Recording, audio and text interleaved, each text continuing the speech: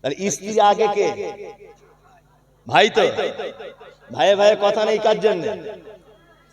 স্ত্রীর জন্য, তাই না? এই যে কি থানার বড় বাবু, আল্লাহ কি বললাম বুঝলেন না?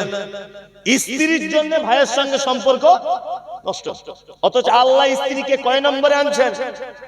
4। মানে স্ত্রীর আগে ভাই, তাই না?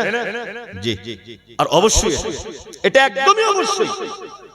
ডাক্তার বলেছে আপনি আর বাঁচবেন না, ডাক্তার বলে দিয়েছে আপনি আর বাঁচবেন না, ডাক্তার বলেছে 3-4 মাস আপনার আয়ু আছে।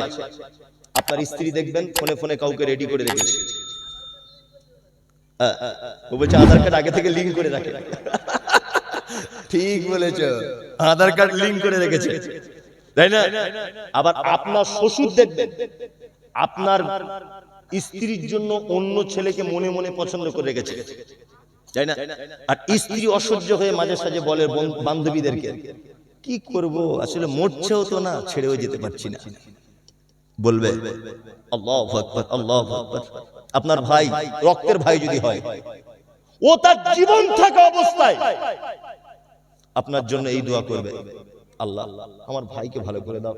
আমার 3টা ভাতিজি আছে, ছোট ছোট 3টে ভাতিজি আছে। কোনদিন একটা রক্তের ভাই, মায়ের পেটের ভাই, কোনদিন আরেকটা ভাইয়ের মৃত্যু কামনা করতে পারে না, কোনদিন পারে না, কোনদিন পারে না। অথচ আপনি মারা যাবেন, আপনার স্ত্রী বলছে না, সোনা জান মানিক তোমায় ছাড়া বাঁচবো না, তুমি ছাড়া কিছুই চিনতে পারি না, পুরো অন্ধকারে থাকি তোমায় ছাড়া। এই যে প্রেম ভালোবাসা দেখাচ্ছে, আপনি মারা যান, আপনার শ্বশুর 3 মাস পরে এসে বলবে, বিয়াই মেয়েটা একা একা রাতের বেলা ভয় করে, আপনার ছেলে তো নাই, তো অন্য একটা ভালো ছেলে দেখেছি, আপনি কি বলতে চাইছেন? মেয়েটাকে নিয়ে চলে যাই, আস্তে আস্তে করে নিয়ে চলে যাবে।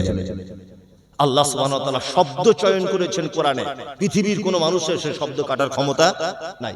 ওই জন্য আল্লাহ সুবহানাহু ওয়া তাআলা স্ত্রীকে, আল্লাহ সুবহানাহু ওয়া তাআলার কিছু নিদর্শনাবলী মানুষকে বলতে হয়। কারণ আল্লাহ তো বলেছেন যাদাতুহুম ঈমানা ওয়া আলা রাব্বিহিম ইয়াতাওয়াক্কালুন। মুমিন তারা যাদের সামনে কিছু নিদর্শনাবলী পেশ করা হলে যাদাতুহুম ঈমানা, তাদের ঈমান বেড়ে যায়। ওয়াইজা তুলিয়াত আলাইহিম আয়াতুহু যাদাতুহুম ঈমানা ওয়া আলা রাব্বিহিম ইয়াতাওয়াক্কালুন। মুমিনদের সামনে কি, যখন কোন নিদর্শনাবলী যখন পেশ করা হয়, কি বললাম বুঝলেন? তার ঈমান কি হয়? বেড়ে যায়, বৃদ্ধি পায়। সুবহানাল্লাহ। ওই জন্য আমাদেরকে কিছু নিদর্শনাবলী বলার দরকার আছে। রুজির মালিক তাহলে কে? আল্লাহ। কেমন রুজির মালিক এইটা একটু ভাবুন, শুধু এইটা একটু ভাবুন।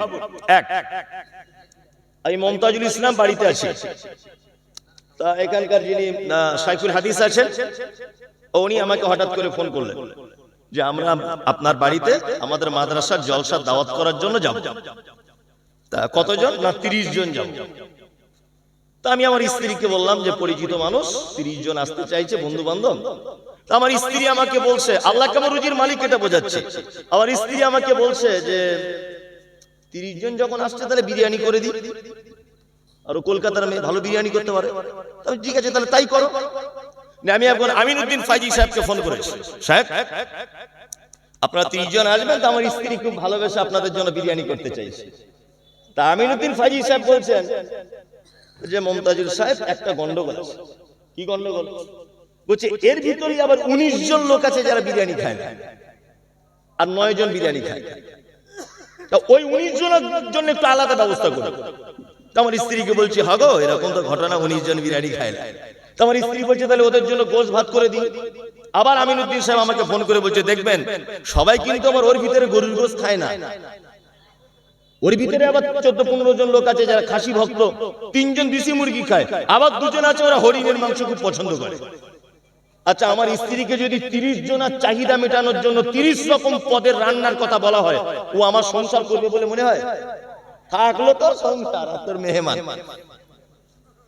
ও রাতেই থালা বাসন গুটিয়ে দিয়ে বাড়ি চলে যাবে। থাকলো তোর মেহমান।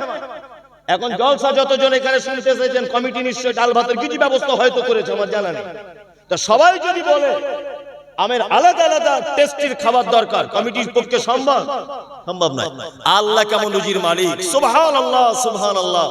ব্যাঙে যেটা খায় কুকুরে সেটা খায় না, সাপে যেটা খায়, বিড়ালে সেটা খায় না, গরুতে যেটা খায়, শ্রীগালে সেটা খায় না, হাতিতে যেটা খায়, ছাড় পোকাতে সেটা খায় না, আরশোলাতে যেটা খায়, কেঁচোতে সেটা খায় না, মানুষে যেটা খায় শ্রীগালে সেটা খায় না। এক কথায় সারা পৃথিবীতে রুজি যার যার প্রয়োজন হয় প্রত্যেকজনের রুজির ব্যবস্থা আলাদা আলাদা আলাদা আলাদা করে করেন কে? কে? আল্লাহ। আলাদা আলাদা রুজির ব্যবস্থা করেন। একবার সুবহানাল্লাহ বললেন না? আলাদা আলাদা রুজির ব্যবস্থা। শুধু এই নয়, আমি আজকে প্রায় 18 দিন হলো বাড়ি যাইনি। 18 দিন কাছাকাছি আমি বাড়ি যাইনি, মুর্শিদাবাদ আর মালদাতেই ঘুরছি। তা আমি যেদিন রাত্রে বাড়ি যাই তো আমার বেটিকে ফোন করি, মা তোর জন্য কি নিয়ে যাব? ও 5 বছরের মেয়ে, তোর জন্য কি নিয়ে যাব? ও আমাকে টুক তোতলা তোতলা করে বলে, আব্বু আমার জন্য ডিয়ারি মিল্ক আনবে, চকলেট। আমার ছেলেকে বলি, বেটা তুই কি খাবি? না ও একটু বড় হয়েছে, ও তখন বলে আমার জন্য কুরকুরের প্যাকেট। আমার স্ত্রীকেও আমার ইচ্ছা হয় জানতে যে এতদিন ছিলাম না, ওর কাছে কিছু জানি। ওকে যখন বলি ও তখন বলে আপনার পছন্দ মতো আনবেন, আমার কোনো সমস্যা নেই। আমার মায়ের জন্য আলাদা, বাপের জন্য আলাদা। এক কথাতে আমার পরিবারের আমার বেটা বেটি আলাদা আলাদা স্বাদের খেতে পছন্দ করে। এই খাদ্যর যিনি ব্যবস্থা করেন তিনি কে? আল্লাহ। কোনদিন এগুলো ভেবেছেন আপনি? কোনদিন ভেবেছেন? ভাবেন। রুজির মালিক আল্লাহ। এইরকম আল্লাহ সুবহানাহু ওয়া তাআলার কটা গুণবাচক নাম আছে? 99টা নাম আছে। আর একটা নাম, দুটো একটা ব্যাখ্যা বিশ্লেষণ করি। আর একটা নাম হচ্ছে কি? খালিক। খালিক তিনি সৃষ্টিকর্তা, তাই না? কেমন সৃষ্টিকর্তা? সুবহানাল্লাহ। এটা অবাক করা ব্যাপার। আমার হাতে যে ঘড়িটা আছে এটা 200 টাকা দাম। এই কোম্পানি যে ঘড়িটা তৈরি করেছে এ নিশ্চয়ই অন্য কোন কোম্পানি দেখে তবে নকল করেছে। মাইক্রোফোন যেটায় কথা বলছি এটা অন্য কোন কোম্পানি দেখে তবে নকল করা হয়েছে। পৃথিবীতে একদম তিনি সৃষ্টিকর্তা, তিনি হচ্ছেন আল্লাহ। আচ্ছা, এর আগে আকাশকেও বানিয়েছিল যে ওইটা দেখে আল্লাহ বানিয়েছে? যিনি নমুনা ছাড়া, বাদিউস সামাওয়াতি ওয়াল আরদ, নমুনা ছাড়া যিনি আসমান এবং জমিনকে তৈরি করেছেন তিনি কে? কে? আল্লাহ। কোন নমুনা লাগে না, এমনিতেই তৈরি করে। ফালইয়ানজুরুল ইনসানু মিম্মা খুলিক। আর পৃথিবীতে যা কিছু বানিয়েছে তো আলাদা ব্যাপার। শুধু মানুষের দিকে তাকিয়ে দেখো মানুষকে কেমন করে বানানো হয়েছে। সুবহানাল্লাহ। আপনাকে একটা কথা বলি, চমৎকার কথা। আচ্ছা বলুন, আপনাকে যদি ভোর 4টের দিকে, 5টার দিকে, ভোর 4টে 5টার দিকে যদি আপনাকে বেশ জুত করে চর্বিওয়ালা গোশত, গরুর গোশত, ডাল আর 4টে 5টা ডিম সিদ্ধ যদি খাইয়ে দেওয়া হয়, আচ্ছা বলুন তো সকালবেলা আপনার পেট খারাপ করবে কি করবে না? কেন? পেট কি টাইম জ্ঞান আছে না? ওর মিটার বসানো আছে? ও কি করে বুঝলো এখন ভোর 5টা বাজে? ও কি করে বুঝলো? আচ্ছা, এই খাবারটা যদি সন্ধ্যা 7টায় খেতেন তাহলে অসুবিধা হতো? হতো না তো? 5টায় খেয়েছেন বলে অসুবিধা হচ্ছে। আমি বলছি পেট বুঝতে পারলো কি করে এখন ভোর 5টা বাজে? ও বুঝলো কি করে? আল্লাহ। কোনদিন ভেবে দেখেছেন? আপনি রাত 12টার পরে যদি খাদ্য খান গ্যাস অম্বল হয়ে যায়, তার আগে যদি খান হয় না। তা পেট বুঝলো কি করে এখন ভোর 5টা বাজে? বুঝলো কি করে? তার মানে বুঝতে হবে প্রত্যেক অঙ্গ প্রত্যঙ্গে রেস্টের প্রয়োজন আছে। আমরা বলি না মানুষ ঘুমাচ্ছে, এই খেপা, মানুষ ঘুমায় না, তার অঙ্গ প্রত্যঙ্গ গুলোর রেস্টের প্রয়োজন হয়, তারা পর্যন্ত ঘুমায়। কি বললাম বুঝলেন না? একটা মানুষের ঘুম না হলে মেজাজ খারাপ হয়ে যায় কি যায় না? হয় না? যায়। পাকস্থলীর রেস্টের প্রয়োজন, ও নিজে ঘুমাচ্ছে এখন। রাত 2টো বাজে মানে পাকস্থলী কি ঘুমাচ্ছে। তুমি সেই ঘুমানো অবস্থায় তাতে দিচ্ছ চর্বিওয়ালা গোশত, ও তো এমনি তো বদ হজম করে পাতলা পায়খানা করে দিবে। কেমন সৃষ্টি! সুবহানাল্লাহ। অবাক করা ব্যাপার। গরুর গোশত যদি 4 ঘন্টা যদি গরম পানিতে যদি সিদ্ধ করা হয়, একেবারে মোমের মতো নরম করা যাবে? যাবে? যাবে না। তবুও ছিঁড়ে খেতে হবে। আল্লাহ মানুষের ভিতরে কি মেশিন বসিয়ে রেখেছে, টেম্পারেচার মেশিন। আপনি গরুর গোশত খেয়ে নিন, দেখবেন 4 ঘন্টা পরে একদম পানির মতো নরম, মোমের মতো পায়খানা রাস্তা দিয়ে পায়খানা হয়ে বার হয়ে চলে যাচ্ছে। তাহলে চুলোর আগুনের থেকেও কি পেটে বেশি গরম আছে? এগুলো কবে গবেষণা হবে, কবে চিন্তা ভাবনা করবেন? আল্লাহু আকবার। আপনি আপনার স্ত্রী কাশ্মীরে বেড়াতে গেছেন, কাশ্মীরে বরফ পড়ছে, -5, 6, চারিদিকে বরফে ঢাকা। আপনার বাচ্চা রয়েছে, একটা 1.5 বছরের দুধ পান করে, কারেন্টের ব্যবস্থা নেই। আমার আল্লাহ সুবহানাহু ওয়া তাআলা তোমার বাচ্চার দুধ পান করাতে হবে বলে কারেন্টের ব্যবস্থা থাক আর না থাক, ঠান্ডা দুধ বাচ্চা খাবে না। ওই জন্য মায়ের বুকের স্তনে টেম্পারেচার মেশিন বসিয়ে দিয়েছে। মায়ের গা যদি বরফ দিয়ে ঠান্ডাতে ঢেকে দেওয়া হয়, তবুও তার ভিতরের দুধটা হচ্ছে উষ্ণ গরম। মেশিন বসিয়ে দিয়েছে কে? আল্লাহ। সুবহানাল্লাহ। আবার শুধু মেশিন নয়, দুধ হালকা হালকা মিষ্টি, যাতে খেতে সুবিধা হয়। মায়ের গা গোটা শরীর বরফ দিয়ে জমা, অথচ তার বুকের দুধ গরম। কে ব্যবস্থা করে? আল্লাহ। কে? আল্লাহ। খালিক। এবার আপনাদেরকে একটা কথা বলি, কথা কি খুব মজার ব্যাপার। আল্লাহ সুবহানাহু ওয়া তাআলা 99টা নাম আছে। অনেক সময় আমরা নামাজ পড়তে পড়তে ছেড়ে দেয় অনেক মানুষ। ভাই তুমি নামাজ পড়ছো না কেন? বলছে কি আর পড়বো মৌলভী সাহেব, পড়ছিলাম একটা নিয়ত করে, কিন্তু কবুল হচ্ছে না। ওই জন্য আর বিরক্ত হয়ে মসজিদে যায় না, যে পড়েও যা না পড়েও তাই। বরঞ্চ যারা পড়ে না তাদের কাজ বেশি হচ্ছে, দুতলা বাড়ি করছে, দেখতে পাচ্ছি। আচ্ছা ভাই কি উদ্দেশ্যে গিয়েছিলে? বলছে ভাই মৌলভী সাহেব লোক তো আপনাকে বললে আবার জলসা বলে দেবেন। কি বলুন না, অসুবিধা নেই। বলছে নিয়ত করেছিলাম 3-4 বছর নামাজ পড়ছি, দোয়া করছি আল্লাহ লটারি ফার্স্ট প্রাইজটা যদি বেঁধে যায় 1 কোটি টাকা, তাহলে খুব উপকার হয়। ভালো করে বুঝবেন, নিয়ে বাঁচছে না বলে টাকা পয়সা লটারি কেটে কেটে শেষ হয়ে গেল, ওই জন্য মসজিদে যাই না। এই তোমার দোয়া কবুল হবে না। আমরা যারা দোয়া করছি মসজিদে গিয়ে হাউ হাউ করে কাঁদছি, আমাদের দোয়া সহজে কবুল হবে না, কারণ আমরা দোয়া করার পদ্ধতি জানি। কারণ কি বলুন তো, এই যে আসমা ওয়াস সিফাতের ভিতরে একটা গুণ আছে, এই গুণটা আপনাদেরকে জানিয়ে দিই। এখন বক্তব্য দিতে দিতে মাইকটা হঠাৎ খারাপ। এখন হেড মাওলানাকে যদি বলি একটু আসুন তো, আচ্ছা উনি এসে মাইকের কোনো উপকার করতে পারবেন? যদি হেড কোনো মাস্টারকে বলি যে আপনি তো খুব এলাকার সম্মানী মানুষ, হেডমাস্টার, একটু মাইক খারাপ হয়ে গেছে দেখুন তো, উনি পারবেন? একটা ছেঁড়া প্যান্ট পরাওয়ালা মাইকের মেকানিক, তাকে যদি ডাকা হয় ও এসে উপকার করতে পারবে? পারবে কি পারবে না? তার মানে যে জায়গায় যার প্রয়োজন সেই জায়গায় তাকে ডাকতে হবে। আল্লাহ কোরআনে বলছেন ওয়ালিল্লাহিল আসমাউল হুসনা ফাদউ বিহা, বান্দা তোমরা যখন বিপদে মুসিবতে পড়ো তখন আমার গুণবাচক নাম ধরে ধরে আমাকে ডাকো। আমরা ছেলে পরীক্ষা দিচ্ছে, বলছে আল্লাহ পাস করিয়ে দাও। মেয়ে অসুস্থ, বলছে আল্লাহ ভালো করে দাও। ঋণগ্রস্ত হয়েছেন, বলছে আল্লাহ ভালো করে দাও। গুনাহ করেছেন, বলছেন আল্লাহ ভালো করে দাও। আপনার দয়ার দরকার, বলছেন আল্লাহ দয়া করো। এই দোয়া সহজে কবুল করা হবে না। ওয়ালিল্লাহিল আসমাউল হুসনা, যখন যেটা প্রয়োজন তার সেই নাম ধরে ডাকতে হবে। টাকার দরকার, মসজিদে গিয়ে হাত তুলে বলতে হবে ইয়া রাজ্জাক, হে চরম রুজির মালিক। যখন সংসারে অশান্তি হচ্ছে তখন হাত তুলে বলতে হবে ইয়া সালাম, হে শান্তিময়। যখন আপনার দয়ার দরকার তখন বলতে হবে হাত তুলে ইয়া রহমান, হে চরম দয়াশীল। যখন গুনাহ করে ফেলেছেন হাত তুলে বলতে হবে ইয়া গফফার, হে চরম ক্ষমাশীল, আমার পাপগুলোকে ক্ষমা করে দাও। চরম বিপদে পড়েছেন, মামলা মুকদ্দমাতে ফেসেছেন, ভিডিওতে ফেসেছেন, এসডিওর কাছে ফেসেছেন, বড় বাবুর কাছে ফেসেছেন, কোন জায়গাতে গাড়ি ঘোড়া নিয়ে রাস্তাঘাটে ফেসেছেন, হাত তুলে বলতে হবে ইয়া ওয়াকিল, সমস্ত সমস্যা থেকে বার করে দেওয়ার মালিক তুমি, তুমি আমাকে সমস্যা থেকে বার করে দাও। আমাদের অধিকাংশ মানুষের দোয়া কবুল হচ্ছে না, তার একটা কারণ যাই হচ্ছে আল্লাহ ক্ষমা করে দাও, আল্লাহ মাফ করে দাও। অথচ আল্লাহ কি বলছেন ওয়ালিল্লাহিল আসমাউল হুসনা ফাদউ বিহা, আমার সুন্দর সুন্দর গুণবাচক নাম আছে, তোমরা ওইগুলোকে ধরে আমাকে ডাকো। তার যখন টাকার দরকার হবে কি বলতে হবে? ইয়া রাজ্জাক। আর দেখবেন সবাই কিন্তু নিজের প্রশংসা একটু পছন্দ করে। আমি এখন গাড়ি থেকে নামলাম তো একজন বলছে মুমতাজুল ইসলাম এসছে, আমার অতটা ভালো লাগেনি। এটা বোঝানোর জন্য বলছি অরিজিনাল ঘটেনি।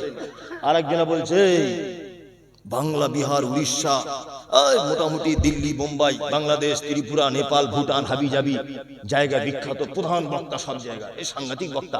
আমার কিন্তু একটু একটু খুশি হবে যে কিছু হতে পারি না পারি, অন্তত প্রধান বক্তা তো বলছে।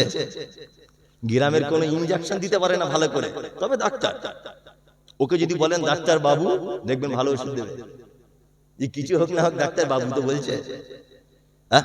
বাচ্চা ছেলেদের ক্লাস 1 এর বই পড়ায়, তাকেও যদি আপনি বলেন না শুধু মাস্টার, অতটা খুশি হবে না। কি বলবেন? মাস্টার মশাই। ও দেখবেন একটু পিক আপ নেবে। তার মানে সবাই কিন্তু নিজের একটু একটু প্রশংসা কি করে, যতই বলুক যে আমি প্রশংসা পছন্দ করি না, একটু করে, অন্তর অন্তর করি, করে কি করে না করে। আল্লাহ সুবহানাহু ওয়া তাআলাকে বারবার আপনি আল্লাহ আল্লাহ বলে ডাকছেন, আমি ডাকতে মানা করছি না। মাঝে মধ্যে বলবেন যখন টাকা পয়সার অভাব পড়ে যাবে, ইয়া রাজ্জাক, হে রুজির মালিক। যখন শান্তির দরকার, ইয়া সালাম, হে শান্তিময়। দয়ার দরকার, তখন বলবেন ইয়া রহমান, হে চরম দয়ালু, তুমি আমার উপর একটু দয়া করো। এই নামগুলো ধরে ডাকলে আল্লাহ বেশি খুশি হয়। কি বলছি বুঝতে পারছেন? তাহলে শিরকের প্রকারভেদ বলতে গিয়ে 2 নম্বরে দাঁড়িয়েছিলাম কি? আশ-শিরক ফিস সিফাত, আশ-শিরক ফিল ইবাদা। ইবাদতের ভিতরে শিরক, এটা হচ্ছে শিরক আকবার। ইবাদতে কেমন করে শিরক? এই দেখুন আমার দিকে তাকান, একটা মজার কথা বলি। একা একা যখন সুন্নত নামাজ পড়ে তখন টাইম লাগে 2 মিনিট। আর আমি মুমতাজুল ইসলাম আপনাদের গ্রামে জুম্মা পড়াতে এসেছি, ধরে নেন এই এলাকার লোক সব জুম্মা পড়তে এসেছে, বক্তা মুমতাজুল ইসলাম জুম্মার খুতবা দিবে। ও আমার সামনে সুন্নত পড়তে দাঁড়িয়েছে, তখন টাইম লাগছে কত মিনিট? 7 মিনিট। ভালো করে বুঝবেন, ও একা যখন পড়ে টাইম লাগে কত মিনিট? 2। আর আমার সামনে যখন পড়ছে টাইম লাগছে কত মিনিট? 17 মিনিট। তার মানে বোঝা যাচ্ছে ও আমাকেও খুশি করতে চাইছে, আল্লাহকেও খুশি করতে চাইছে। এই ইবাদত শিরক। যে ইবাদতের ভিতরে 2টা লোককে খুশি করার চিন্তা ভাবনা থাকে, যে ইবাদতের ভিতরে মানুষকে খুশি করা অর্থাৎ রিয়া ঢুকে যায়, সে ইবাদত কি? শিরক। আর একটা কথা আপনাদেরকে বলে দিই, খুব মনোযোগ দিয়ে শুনবেন। সারা জীবনে যদি আপনি একটা সেজদা যদি দেন, একটা সেজদা যদি আপনি দেন, সেই সেজদাটা শুধুমাত্র কার জন্য দিতে হবে? কার? আল্লাহ। কোন মাজার, খানকা, দরগা, গাছতলা, আমতলা, পিপতলা, কোন রকমের কোন জায়গাতে এই জায়গা ঠেকানো যাবে না। জীবনে 60-70 বছর আপনি যদি বেঁচে থাকেন, এই 60-70 বছরে একবারও যদি আপনি আপনার এই কপালটা কোথাও ঠেকান, তাহলে সেটা কার জন্য ঠেকাতে হবে? আল্লাহর জন্য। আল্লাহ ছাড়া কারুর জন্য এই জায়গাটা নত করা যাবে না। আশ-শিরক ফিল হুকুক। আল্লাহর যে বিধান রয়েছে, বিধান যদি কেউ পরিবর্তন করার চেষ্টা করে, 1 লাখ টাকায় যাকাত কতটা বলুন? 2500। আর তাহলে 100 টাকায় কত? 2.5 টাকা।